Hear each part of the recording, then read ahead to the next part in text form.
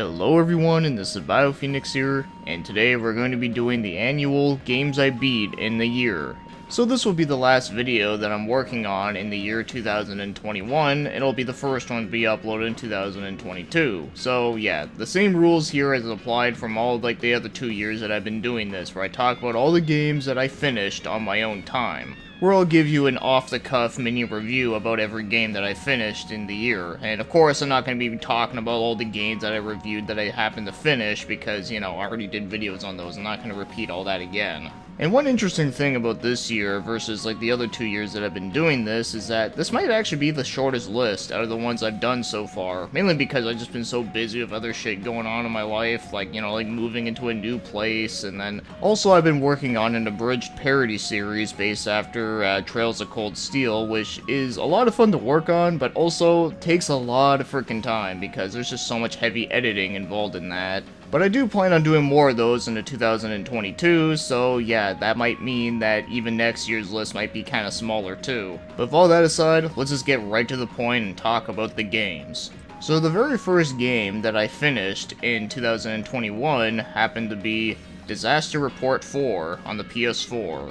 So this game had a pretty interesting development history where it was originally supposed to come out on the PS3 in 2011, but it got cancelled because of the tsunami that happened around that time and was ruining the project. It's pretty ironic that something like that happened to a game that's all about trying to survive a disaster, but we gotta commend them for at least getting the game out there, even though it did take many years, because I thought this was gonna be a forever lost game.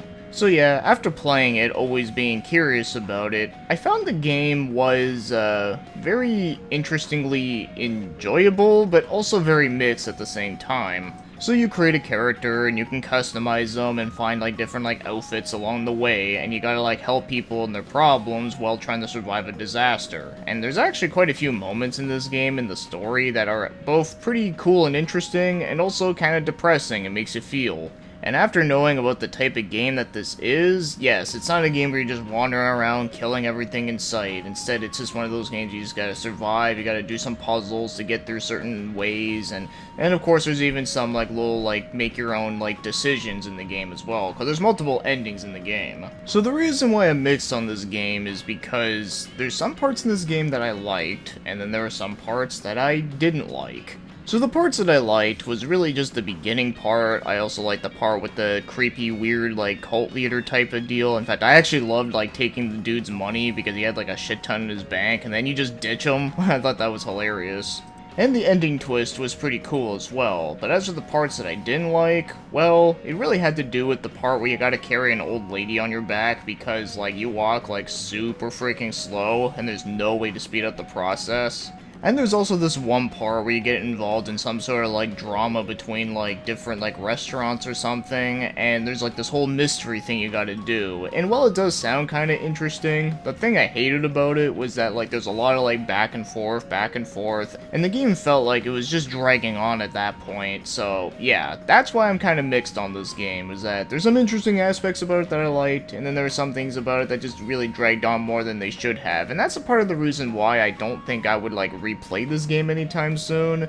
It's really because of those parts, but despite of that though, it is a very interesting experience that, it's not a type of concept that you see in a game every day, so I can appreciate it for that. But yeah, knowing all this, it's not a game I can highly recommend because I know there's a lot of people that would not like a game like this, but if it does sound interesting, well, I'd say it's worth getting if it's on sale, but yeah, just don't pay for any stupid prices though. And the next game that I finished on my list happens to be Ys 9 on PS4 as well. And I thought this was a really great entry in the series, although I don't know if I'd say it's my favorite, but I'd say it's pretty close. But if there's one thing I will say is that I definitely love the style that this game was going for, where it has the dark gothic edgy vibes to it. I love that shit. That's something I wish they can continue on for the next game if they could. But yeah, as you know, I do love Ys 8 a whole lot. In fact, I'd say that might actually be my favorite one. But this one, the gameplay is very similar to that, so in that department, it's pretty fucking great. But the thing about this game that makes me kind of unsure if I like it more or less than Ys 8 really has to do with the fact that I love the setting in East 8 more because, you know, it was more bright and colorful and it had, like, you know, a cool tropical setting, where in this game, while I do love, like, the gothic setting, I kind of wish there was a bit more color to it because it's just very gray, like, everywhere. Also, most of the game takes place in, like, just one giant-ass town, and then, like, as you get further through the game, eventually you can go outside of town, but, like, that's really it. Like, it really doesn't feel like a really big game at all, where I felt like in the 8th game, like, there was, like, so many different, like, varieties of places you get to go to, which were all, like, really cool looking. Also, this game's, like, some of its, like, side content, like, some of, like, the dungeons you gotta go to, where you can, like, literally get killed in one hit, those are pretty annoying, too, but thankfully you can actually skip over those. But as for what I liked more, well, like I said, I do love the character designs a lot. In fact, Adol's design is, like, pretty fucking awesome looking. I do love the different abilities that you can utilize, like when you're like wandering around town, like the fact that you can like run up walls and you can go flying around all over the place. I love that a whole lot. In fact, I find that aspect really made like doing the collectibles like so much more easier and more fun to do, because I find in a lot of games like this, like I always hate doing those, but in this game, like because of how like easy it is to manage around town, like with those abilities, it actually made it more fun and enjoyable, which is really weird for me to say.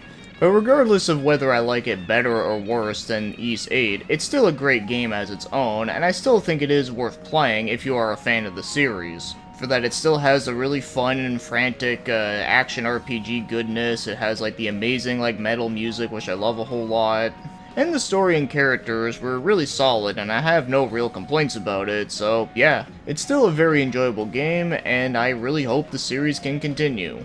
And the next one on this list happens to be Shockman Zero. Well, at least that's the name if it was in English, because I don't feel like butchering any Japanese names today. But yeah, this is a game that's in the Shockman series, which is a series that was only on the PC Engine console. Except for this one. This one was released on the Super Nintendo, but to be exact, it was on the Satellaview add-on. So meaning that the game was kind of a bitch to play for many years. But here I am talking about it now. In fact, I originally wanted to do this for a review, but I decided not to do it, mainly because I felt like if I'm going to review this game, I should probably review like all the other games in the series, so I decided that maybe I should just leave it to that, and maybe just play this for like my own fun time. And well, yeah, it was a pretty enjoyable game. I liked it. It wasn't a long game, but it was fun. So it's an action platformer, and this one has some beat-em-up elements, which is kind of cool. And you can either play as the two characters, and I really love the way how they look in this game. This game just has a really nice anime art style that I really dig a lot. But yeah, the gameplay was pretty fun, I liked it, and it wasn't a long game either, and it wasn't super difficult, except for like the ending boss level. That was pretty hard, but other than that, I was actually able to beat the game in one sitting, which kind of surprised me. But I'm not 100% sure if I can say it's like my favorite in the series though, because the only ones I played was the second and the third game. Mostly the second one because that was the one that actually got released here in English, and as for the third one, I only played it for like a little bit, and it seemed pretty good. I never played the first one for whatever reason. But yeah, eventually I may have to take a deep dive into this series, but as for just playing through this one, and this is the only one I ever finished, I can say that it was a pretty cool one that I did really like. And next up, we have a game that I managed to beat on stream, and that happens to be Jumping Flash 2. So, Jumping Flash 1 on PS1 was a pretty quirky little platforming FPS game that I always thought was enjoyable, but the controls in it were a little bit dated and took some time to get used to, but I never finished it. As for the second one day I just felt like wanting to just stream it, and I ended up actually finishing it randomly, and was like, well, shit, that was fucking cool. But yeah, this game I always thought was pretty enjoyable, but like I said, it is a little bit on the dated side, but I do think that Jumping Flash 2 is better than the first one, because I do think it does feel a bit better, but it still takes time to get used to. But I do really love, like, the quirky weirdness that this game has. It's very, like, cartoony, bright and colorful. And I also, like, love the music in this game. The music in this game is, like, very underrated, I find. But yeah, it's one of those Sony exclusive IPs that I only played a little bit of over the years, but I never really like took like a huge dive into it. And when I was just playing through the second one and ended up finishing it, I can say that I liked the game. It was pretty fun, but I do wish that there was like a remake or like some sort of like remaster or something similar to it, because having like a first-person like jumping platforming game like this was kind of unique, and I haven't really seen much other games do this concept.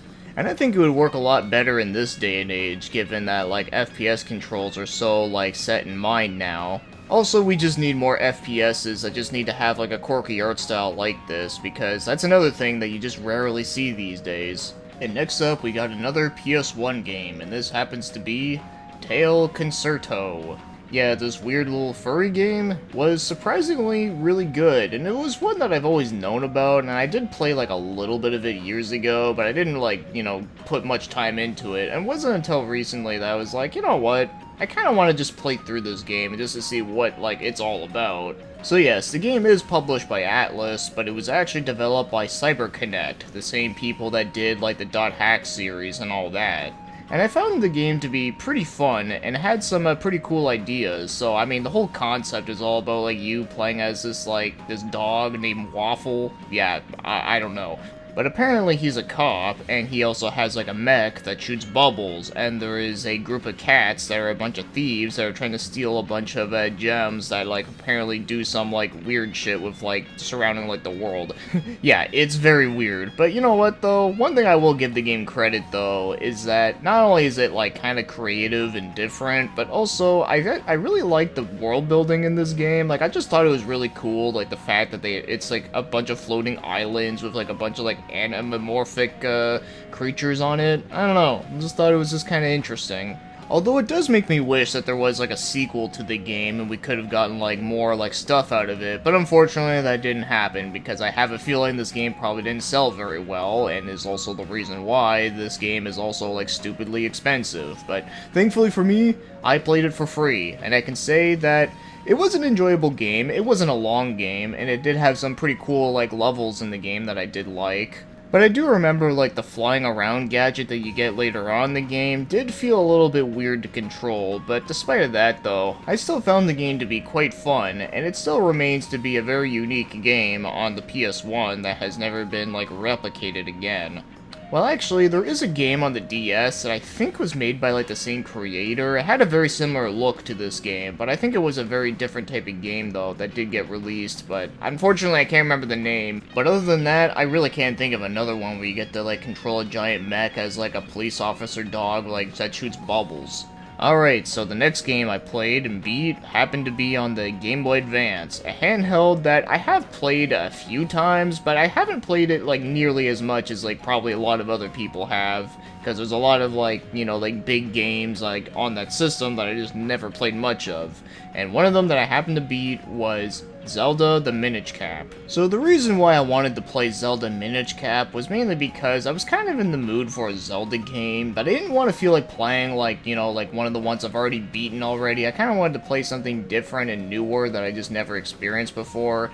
And I realized that, you know what, I actually never played Zelda Minish Cap, like, at all. And a lot of people say it's actually, like, a really good one, too. So I was like, you know what, let's do it up. And I did. And I can say that it was a really good game. Now, I don't know if I would say I like it better than my all-time favorite one, being Link to the Past, but I can say that it is a really damn good one, and it's one that I really wish I would have played back in the day, because I'm pretty sure I would have loved it back then, too. So I really do like the little mechanics that they have in this game, where you get to go, like, smaller into, like, different areas, and there's, like everything is, like, super huge around you. I don't know why, but I tend to like stuff like that. There were some pretty cool dungeons, and for the most part, a lot of them were not too hard to figure out. Like, I think I only had to use a guide, like, twice. And I also like the fact that they actually created a new villain in this game named Vati, which I thought was pretty interesting, and he was actually kind of a cool character too. So it's nice to know that I finally was able to knock off another Zelda game that I never finished. And as far as I remember, there's not that many left out of the ones that I can think of. But I can say that out of all the handheld Zelda games, this one maybe might be my favorite. It's either this or Oracle of Seasons and Ages I also thought was really good too, but it's been a while since I played those, and also I never beat Ages before. But it is tough to say, but regardless though, I still thought this game was really good, and I'm glad I was able to finally finish it after all these years after like knowing and hearing about it. Alright, and the next game we got here is yet another PS4 game that was originally released on PS3, and that happens to be Valkyria Chronicles.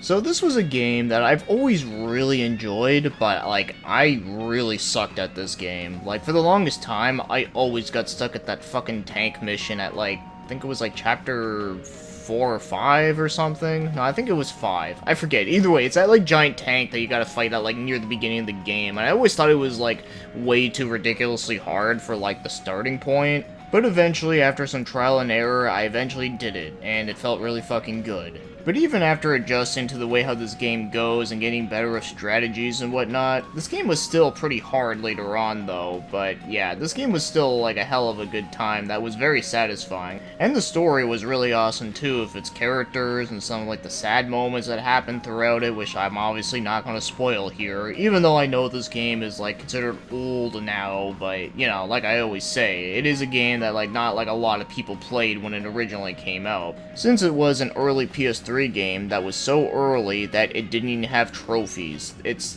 one of those games. So I'm glad that I was able to knock this one off the list, since it's been like a long time coming for me, and I never thought I actually would. But I am glad that the series is still continuing onward, and there's a lot of catching up I gotta do, but I think I'm gonna play the third game next if I'm ever gonna go into a deep dive into another one of these games, since that one seems like it has a very interesting story direction that kind of fascinates me, and plus it actually looks really good too. So overall, it's a great game that was very challenging, but I was really satisfied with completing it after all this time. Alright, and the next one on this list is a very obscure indie game, and that happens to be Kwaiden Azuma Manor Story. Yeah, kind of a fun title, isn't it?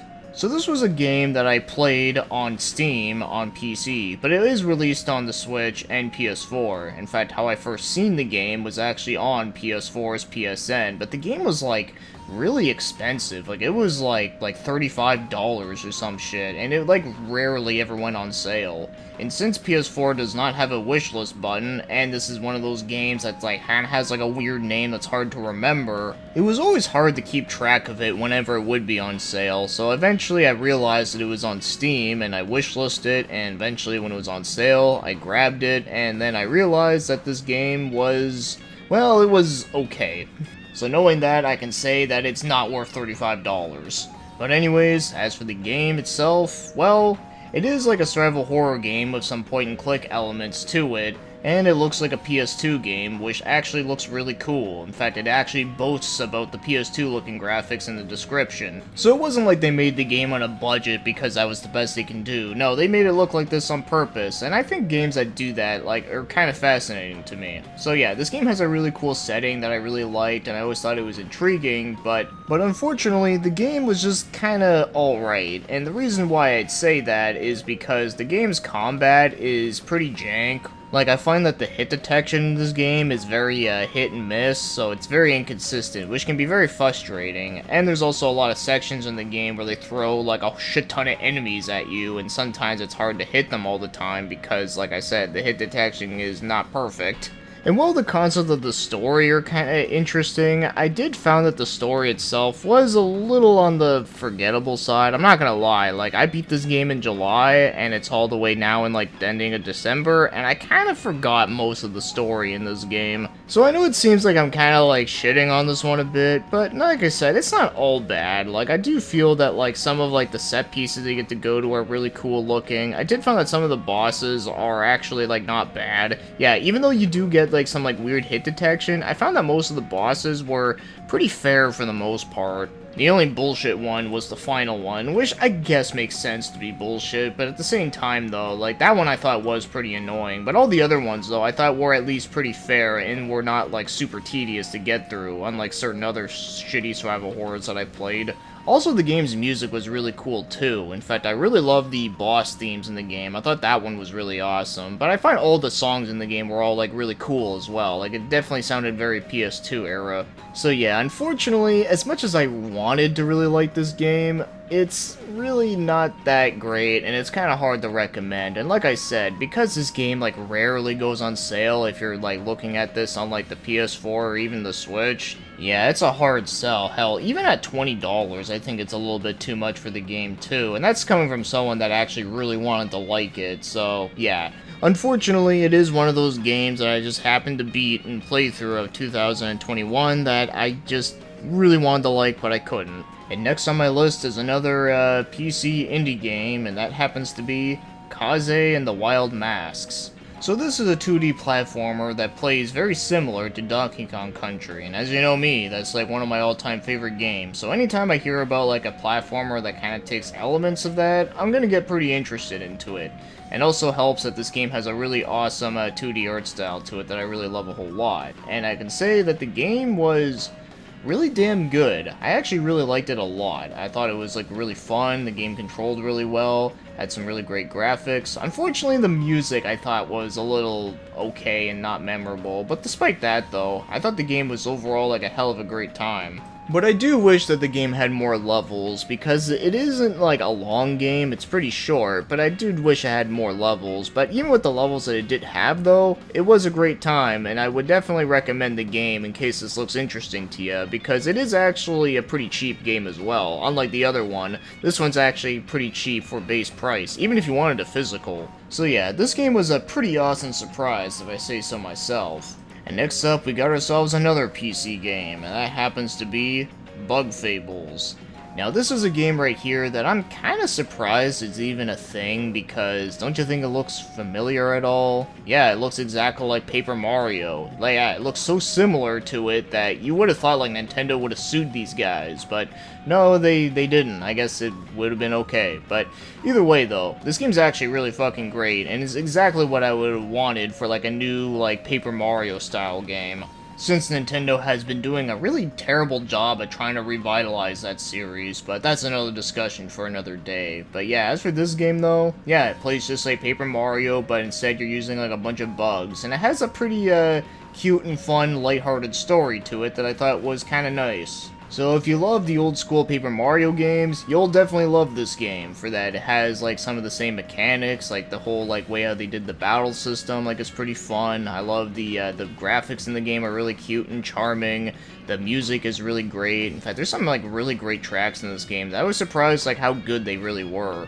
And it's also not like a super long game for an RPG either, although keep in mind, I didn't like do like 100% run or anything like that. I just want to just like beat the game as it was. But I can say that even if you just want to just, you know, go straight to the story though, it's not a long game that didn't like overstay its welcome or anything. It just fell at the right length. So yeah, not a whole lot that I can say without repeating shit, but yeah, if you're looking for that Paper Mario itch that you haven't found yet, well, this might be a good one for you. Alright, and the next one is also an RPG, but this is one that's been on my list for a long time. In fact, it's actually a game that I've talked about a lot on my channel, like, over the years, and that happens to be Persona 2 Innocent Sin on PSP. Yeah, despite the fact that I've always said that I really love this game, I actually never finished it, and yeah, there's a bit of a long story to it, but to sum it up though, I first played Eternal Punishment on emulation with the really old emulator ePCSXE, which I don't use anymore because I think it sucks now. But as much as I was liking the game, I did find that the game was, like, really fucking hard, and I still haven't beaten it yet, but it is something I do plan on doing eventually, since now that I actually completed Innocent Sin, which is actually the prequel. And yeah, Innocent Sin was a game I remember playing on my friend's PSP for a little bit, and I was really liking the game, but like I said, it's my friend's PSP, so I wasn't able to put a whole lot of time into it. But I did found that this game was like way better than the PS1 versions in terms of like accessibility, because I found that the battle system in the game felt a bit more up to date. Now, of course, it was still like a little weird with the way how like, you know, using your fusion like skills together worked, but once you get like used to that though, it felt pretty natural as you went on. Also, the way how you fuse personas in this game was also a lot more difficult as well, but that was just the way how it was back in those days, where, you know, in like Persona 3 and onward, they made that shit like way more easier. Which, by the way, I don't have a problem with, but anyways though, as for the story in Persona 2, I thought it was really great, and probably might be one of my favorites in the series in terms of story and characters. There's just a lot of really great moments in here. But even before I beat the game, I've always known a lot about the story. I just tried hard to like not look too much into it for it to be super spoilery. Like, of course I knew about the whole like Hitler in a Persona game, like yeah, we all know that shit because, you know, it's just so fucking weird and out there. And I also heard about like the way how it ended, but I just never like, you know, fully seen like the way how it happened, because you know how it goes. Like, it's not so much that like the story itself is so great, it's more like the way how they tell you the story is what makes it great and memorable. And after experiencing Persona 2 Innocent Sin's story firsthand now, is that, yeah, I really loved it a lot, and it really makes me wish we can get like a remake, but I know that probably won't happen because, you know, the Atlas like tends to ignore like everything like before 3 now, which kinda sucks. But even as the PSP version has its own though, I still think it's a really good version for, like I said, I think it does improve a lot upon the PS1 versions, and also the game is a lot more easier as well, because like I said, the PS1 versions were also like really brutally difficult. And it's hard to say which soundtrack I like better than the other, because both versions of PSP and PS1 have like better songs over some of them, so yeah, it's just one of those things where like I kinda wish I can like pick and choose which version of the song I want better for like my experience. But anyways though, I can gush on and on about this game, and I know this video is getting already pretty long as it is, but yeah, I'm really happy that I finally was able to beat this game. Alright, and next up we got another RPG, and this was a Japan-only game that got fan-translated. So you might be thinking, well, why didn't you review the game? Well, I just didn't really feel like it, and kinda felt like maybe I should do it like later on down the road, and that happens to be Shadow Tower Abyss on PS2, aka Shadow Tower 2. So I have reviewed the first Shadow Tower on my channel like years ago, and it's a game that I really wanted to like, but I didn't because I thought the game just had some like really bad hit detection, like, and you gotta remember too, this is like a very similar type of game to Kingsfield, but it still felt like the same shit even though it came out in like the year 2000, so you would have think they would have like improved upon the game, but they really didn't. In fact, it actually felt worse. But anyways, I've done an entire video talking about that game, but as for Shadow Tower 2 though, well, I actually like this one. I actually think this game, like, destroys the ever-living shit out of the first game in, like, every way possible. So the biggest relief about this game is that you can actually change the controls type, and yes, you can actually make them more, like, up-to-date with, like, FPS controls. And that's, like, in the game controls, too. I think it's, like, control type 3, I think it is, I want to say. But yeah, if you plan on playing this game, select those controls, because you'll feel right at home. Also, the hit detection in this game is way better as well, though it isn't perfect, but I think it is like miles better than the first game, and is also better than Kingsfield 4, which is also on PS2. In fact, I would go as far to say that out of all the FromSoft games that came out before, like Dark Souls, Demon Souls, that like kind of has that Demon Souls feeling to it, this is definitely my favorite one. For like I said, not only do I think it's a huge improvement over all the other games that came before, but also I really love like the settings in this game. There's some like really cool like set pieces you get to go to that are like really dark and creepy looking. In fact, that place with all the bugs, like, yeah, like I can't imagine actually doing that in real life. I'd like shit myself. But probably my favorite part about this game is the huge amount of variety of weapons that you get to use within this game. So, not only does it have a lot of, like, medieval stuff, and lots of different, like, axes, and, like, swords, and all that, and there's, like, a bunch of them, too. Like, you got, like, you know, like, scimitars, long swords, rapiers, and, you know, scythes, and, like, all that, like, other crazy stuff. But you also get guns, too. Yeah, this game has a few, like, modern weapons as well. Like, you even get, like, an M16, you get a sniper rifle, you get, like, SMGs and pistols, like, and not just, like, any ordinary pistols, you can even get, like, old-style pistols, like lock pistols and such. So yeah, if you're, like, a huge fan of, like, historical weapons being in video games, whether it comes to guns or swords, you'll definitely love this game for that reason alone. Plus, some of the armor pieces are like that too. You got some like old medieval stuff like armor plates, but then you got some more modern stuff like bulletproof vests. It's kind of a weird hodgepodge, but I'm not gonna lie, I kind of like that shit.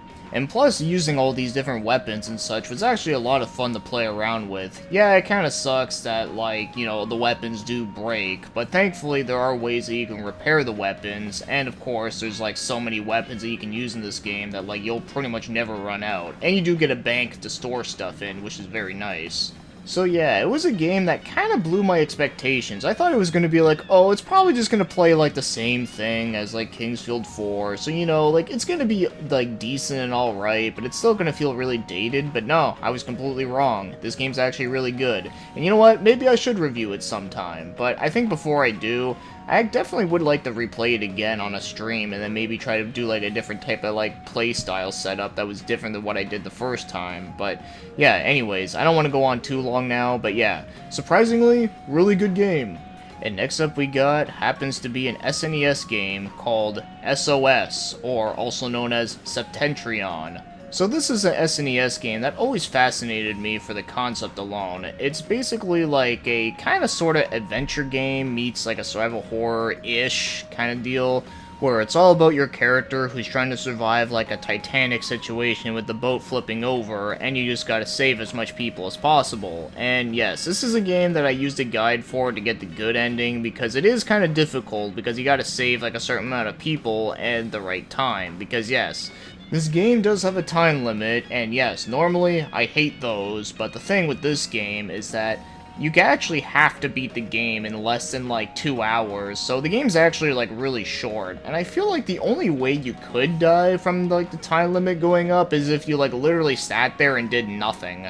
So I feel like even though the game is like, you know, gives you like 2 hours or something, it's still like plenty of time for you to actually get through the game. The only time it might be a little bit of a struggle is if like, you know, like I said, if you're just trying to save like every single person, which is actually pretty hard to do. But eventually I did get the good ending, which did take me a couple tries, but other than that though, yeah, I thought the game was pretty cool and very unique for an SNES game, but I did wish that the movement speed was a bit more faster, and the fact that you have to like wait for like some of like the people that you saved to like jump across certain things can feel kind of annoying. But despite of that though, I thought it was a pretty cool, unique game that was kind of fascinating, and you gotta leave it to Human Entertainment for putting out all like the weird shit back in the day. In case you're wondering, they also put out the original Clock Tower. So when it comes to the two disaster simulation games between this and Disaster Report 4, well, I do think Disaster Report 4 has like a more like interesting, cool story that was more interesting. I did found that the one thing I liked about SOS was that I found that the game like never overstayed its welcome, where I feel like with Disaster Report 4 kinda did. So in some aspects, I do kinda like this game a little bit more than that one. But either way though, it was still a very interesting game that I'm glad that I finally was able to play through. Alright, and 2 more games left, and this next one happens to be another horror game, and that happens to be Fatal Frame 5, a game that I've been waiting for to get a proper, like, remaster, because Nintendo fucked up the release of the original version, those damn bastards, but, well, we finally got it on everything now, and it actually plays really good. So I did beat Fatal Frame 3 for the first time last year, and I talked all about that, but as for the 5th one, I definitely like it better than the 3rd game, and also from what I played of the 4th game, I think I like it better than that one too. Although that one I haven't beaten, I just played it for a little bit, and I just couldn't get into it as much. But I do want to try out 4 again at some point later on, maybe I just wasn't in the mood for it. But as for the 5th one though, I thought it was a pretty enjoyable game. I thought the story was like really good and interesting. I loved all the set pieces you get to go to in this one. The combat in the game actually felt a lot more faster and more smooth, which was very nice and handy. And the game has some really cool ghost designs in this game that I really liked a lot. Although I always liked the way how they looked in all the games, but in this one there were some pretty cool looking ones that I was not expecting. But the one thing that I definitely do need to do in this game that I haven't gotten around to yet is that I really want to play those Ayane missions, because yes, you can actually use Ayane from Dead or Alive in this game, and her missions are actually pretty different too, so I might have to get around to that sooner. But yeah, I did find that Fatal Frame 5 was a pretty enjoyable game, though I don't know if I say I'd like it better than the second one on PS2. I think that's still my favorite one, but this one is still like really good overall though. And I'll end it off by just saying that I'm just so fucking glad that they haven't given up on this series yet, and hopefully we'll be able to get like some like remasters of like the original games, and hopefully maybe even like a 6th game. That would be fucking awesome. But yeah, I'm just glad that they haven't given up yet. And now, as for the final game that I beat in 2021, and this was fairly recently, and that happens to be Veinto on the Sega Genesis. So yes, this game right here is probably the hardest game that I beat in 2021. As difficult as Valkyria Chronicles was, I found that Veinto was just on a whole other level. Like, this game was pretty damn insane for me. So it's an action platformer where you get to play as this like one chick who throws like boomerangs and you do some like magic spells and shit. It's very similar to the Valis games. In fact, it's actually made by the same company. And it's a game that I've always wanted to review on my channel, but the reason why I never reviewed it was because this is another game that, like, I could never get far into because of how much I sucked at the game, and I don't want to review a game where I can only get to, like, the 3rd stage, you know? Like, that just wouldn't feel right. So on my own time, I decided to want to experience, like, the game from beginning to end, and I did. And I can say that the game was, like, really fun, but it is, like, really hard, though. Like, there are some parts in this game that were pretty damn frustrating, mainly because there's just so many enemies that can fly at you, and some of them are kind of hard to, like, to hit, like these fucking bat enemies, like, later on. Like, they just, like, never stop, like, coming at you. Like, it's fucking irritating. Also, there's a couple of bosses that I did find to be pretty difficult. Weirdly enough, I found that the first boss in the game where you had to take on this giant wooden tank, I actually always thought that one was kind of annoying to deal with for a first boss, but yeah, there's some pretty difficult shit in this game, but once you actually nail some shit right though, it is pretty damn satisfying, and it is fun, and like I said, the controls in the game are pretty good, and it does have some pretty cool levels, and some really great music as well. In fact, the music was done by Motoi Sakuraba, if I remember correctly, so yeah, it's a damn good OST. So if you're looking for a challenging action platformer, then this is one that I would recommend. But just keep in mind that the game just does not fuck around at all, because there are some parts in this game that, oof, yeah, like I said, they're pretty damn frustrating. But like I already said like a bajillion times already, like, it is a game that I actually do really like. Though, I don't know if I'd say I like it better than Valis, but I think it does have some pretty cool ideas that I wish were kind of in the Valis games though. So yep, that's all the games that I beat in 2021 on my own time. And well, yeah, like I already said, it's not a huge list, but I'm happy that I was able to knock out a few that have been on my list for quite a while. And I had some fun with just about most of them. So yeah, hopefully next year I'll might try and get some more done of games that have been on my backlog for a long time, because that's the main reason why I've been trying to like work on some backlog ever since like, you know, 2020 happened, was that I just kind of want to focus more on that type of stuff. But anyways, with that being said, what are some games that you've beaten this year that like you really enjoyed, or ones that you played that came out this year? I know I didn't really talk much about 2021 games outside of like, you know, East 9, but you know what? Eventually I will play catch up on some other releases that I missed out on. But with that said, thanks for watching and commenting, and have yourselves a great day.